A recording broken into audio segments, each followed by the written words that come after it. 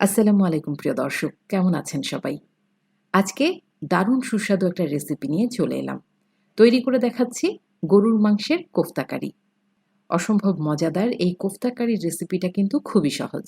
আমি গরুর মাংস দিয়ে কোফতা কারি তৈরি করেছি, তবে আপনারা চাইলে একই রেসিপিতে চিকেন বা মাটন দিয়ে এই কোফতা কারি তৈরি করে নিতে পারেন।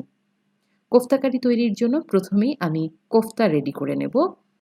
গরুর মাংসের কোফতা তৈরি করার জন্য আমি এখানে 250 গ্রাম পরিমাণ গরুর মাংসের কিমা নিয়ে নিয়েছি। আপনারা চাইলে এই রেসিপিটি গরুর মাংসের বদলে চিকেন বা মাটনের কিমা দিয়েও করতে পারেন। তবে কিমাতে কোনো রকম পানি থাকা যাবে না এবং কিমা অবশ্যই মিহি হতে হবে। সেজন্য আমি গরুর মাংসের কিমা নিয়ে এগুলোকে 2 থেকে 3 বার গ্রাইন্ড করে নিয়েছি। এটা একদম মিহি হয়ে গেছে। এবার অন্যান্য মশলা অ্যাড করছি। এর মধ্যে দিয়ে দিচ্ছি 1/2 কাপ পরিমাণ পেঁয়াজ বেরেস্তা, দিয়ে দিচ্ছি 1 চা চামচ পরিমাণ আদা বাটা, 1 চা চামচ পরিমাণ রসুন বাটা, দিয়ে দেবো 1/2 চা চামচ পরিমাণ লাল মরিচের গুঁড়া, জিরার গুঁড়া দিয়ে দেবো 1/2 চা চামচ পরিমাণ, ধনিয়ার গুঁড়া দিয়ে দেবো 1/2 চা চামচ পরিমাণ, কালো গোলমরিচের গুঁড়া দিয়ে দিচ্ছি 1/2 চা চামচ পরিমাণ, দিয়ে দেবো গরম মশলার গুঁড়া 1/2 চা চামচ পরিমাণ, এর মধ্যে দিয়ে দেবো 2 টেবিল চামচ পরিমাণ ধনিয়া পাতা, 2 টেবিল চামচ পরিমাণ দিয়ে দেবো পুদিনা পাতা, দিয়ে দেবো 2টো কাঁচামরিচ কুচি করে নেওয়া এবং সেই সাথে 1 টেবিল চামচ পরিমাণ লেবুর রস।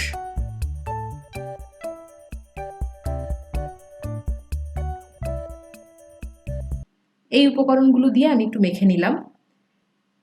এগুলোর মধ্যে আরও কিছু ইনগ্রিডিয়েন্ট আমি অ্যাড করব। তার মধ্যে একটি হচ্ছে ভেজানো পাউরুটি। আমি এখানে 2 পিস পাউরুটি নিয়েছি। পাউরুটির যে ব্রাউন অংশটা আছে সাইডে সেটা ফেলে দিয়েছি।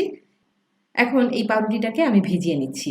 ভিজিয়ে বেশ ভালোভাবে পানি নিংড়ে এই পাউরুটির আমি এখন মাংসের কোফতায় ব্যবহার করব।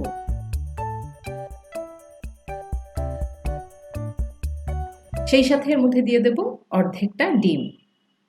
এই ভেজানো পাউরুটি এবং ডিমের মিশ্রণটা কিন্তু এটার বাইন্ডার হিসেবে কাজ করবে এবং টেস্টটাও বেশ ভালো আসবে।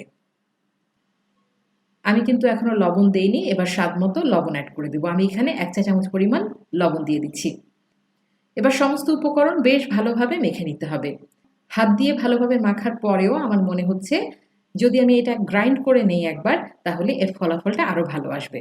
সেই জন্য আমি একটা গ্রাইন্ডারে এগুলো নিয়ে নিলাম এবং খুব ভালোভাবে গ্রাইন্ড করে নিলাম।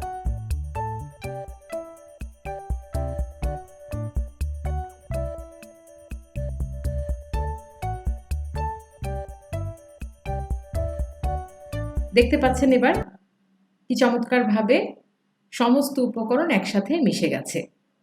আমি এটাকে একটা বাটিতে ঢেলে নিচ্ছি। দেখতে পাচ্ছেন মাংসের কোফতার জন্য মিহি একদম স্মুথ একটা কিমা আমরা তৈরি করে নিলাম। এবার হাতে সামান্য তেল মেখে ছোট ছোট বল তৈরি করে নিতে হবে। মাংসের কোফতার আকার দিয়ে নিতে হবে। আপনারা চাইলে মিডিয়াম, ছোট, বড় যে কোনো সাইজের বল তৈরি করে নিতে পারেন। আমি ছোট ছোট করে কিছু বল তৈরি করে নিচ্ছি। এটা সম্পূর্ণ আপনাদের ইচ্ছা। কিভাবে করবেন। আমি সবগুলো বল তৈরি করে তারপর ফিরে আসছি।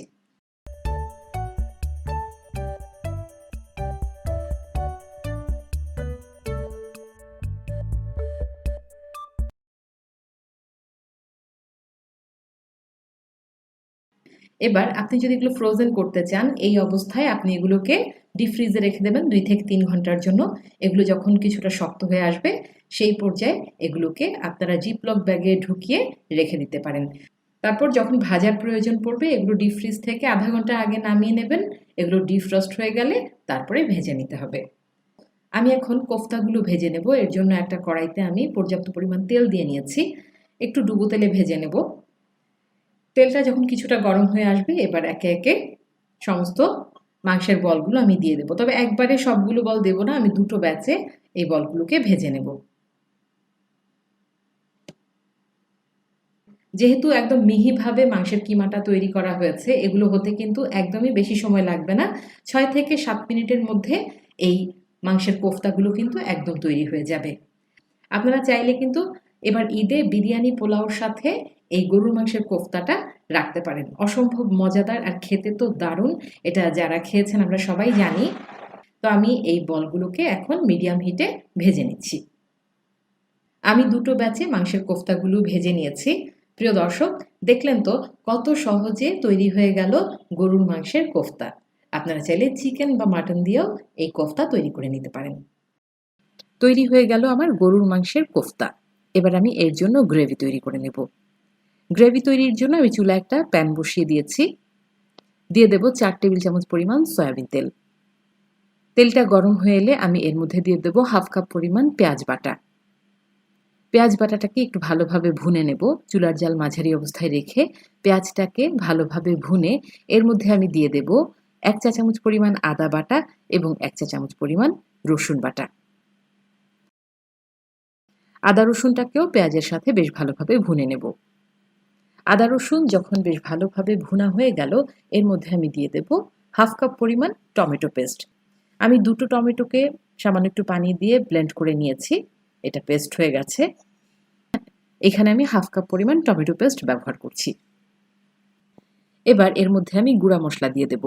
প্রথমেই দিয়ে দিচ্ছি 1 চা চামচ পরিমাণ কাশ্মীরি লাল মরিচের গুঁড়া। তবে আপনাদের কাছে যদি কাশ্মীরি মরিচের গুঁড়া না থাকে, সেই ক্ষেত্রে নর্মাল আমরা যে রান্নায় ব্যবহার করি সেটা দিলেই চলবে। দিয়ে দেব হাফ চা চামচ পরিমাণ জিরার গুঁড়া, হাফ চা চামচ পরিমাণ ধনিয়ার গুঁড়া, দিয়ে দিচ্ছি 1 চা চামচ পরিমাণ বা স্বাদ মতো লবণ, আর সেই সাথে দেব 1 চামচের 4 ভাগের 1 ভাগ গরম মশলার গুঁড়া। সমস্ত উপকরণ দিয়ে এবার বেশ ভালোভাবে এই মশলাগুলোকে কষিয়ে নিতে হবে। চুলার জাল মাঝারি অবস্থায় রেখে ঢাকনা দিয়ে আমি 5 মিনিটের জন্য মশলাগুলোকে কষিয়ে নেব। তাহলে ফিরে আসছি 5 মিনিট পর। 5 মিনিট পর ফিরে এলাম। এরই মধ্যে দেখতে পাচ্ছেন তেল কিন্তু উপরে ভেসে উঠেছে, তার মানে মশলাটা বেশ ভালোভাবে কষানো হয়ে গেছে। এবার আমি এর মধ্যে দিয়ে দেব 3 টেবিল চামচ পরিমাণ টক দই। টক দইটাকে আমি ভালোভাবে ফেটিয়ে তারপর ব্যবহার করব।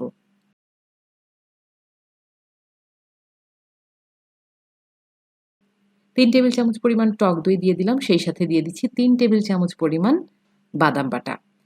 আমি এখানে কাজু বাদাম বেটে নিয়েছি। আপনারা চাইলে কাজু বাদাম বা কাঠবাদাম যেটাই হাতের কাছে আছে সেটা দিতে পারেন। এবার এই সমস্ত উপকরণ 5 থেকে 7 মিনিট আরও ভালোভাবে কষিয়ে নেব। টক দই এবং বাদাম বাটাটা দেওয়ার পর ভালোভাবে কষিয়ে নেওয়ার পর আমি এর মধ্যে দিয়ে দেব মাংসের কোফতা।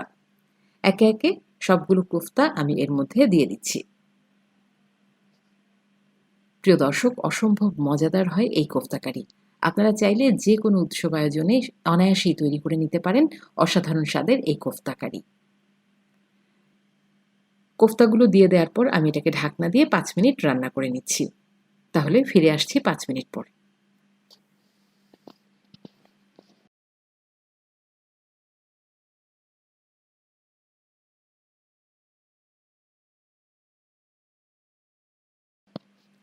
5 মিনিট পর ফিরে এলাম। এবার এর মধ্যে আমি কিছুটা পানি অ্যাড করব। প্রায় হাফ কাপ পরিমাণ পানি এর মধ্যে আমি দিয়ে দেব এবং পানিটা দিয়ে আরও 5 মিনিটের জন্য রান্না করে নেব। আমি এখানে হাফ কাপ পরিমাণ পানি ব্যবহার করেছি। তবে আপনারা চাইলে যদি ঝোলের পরিমাণটা বেশি রাখতে চান, সেই ক্ষেত্রে পানির পরিমাণটা আরেকটু বাড়িয়ে দিতে পারেন। এবার চুলার জাল মাঝারি অবস্থায় রেখে আরও 5 মিনিট রান্না করে নিচ্ছি।